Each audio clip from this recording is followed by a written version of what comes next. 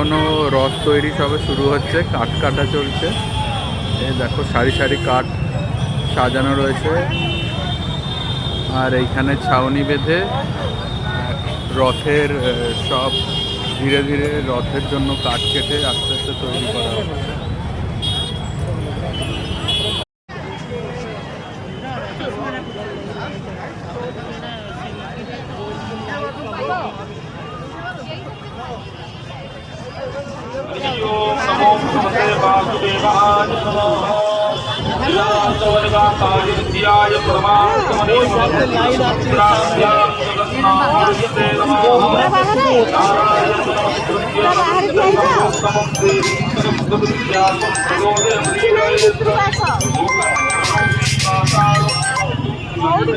হাতটা দেখলে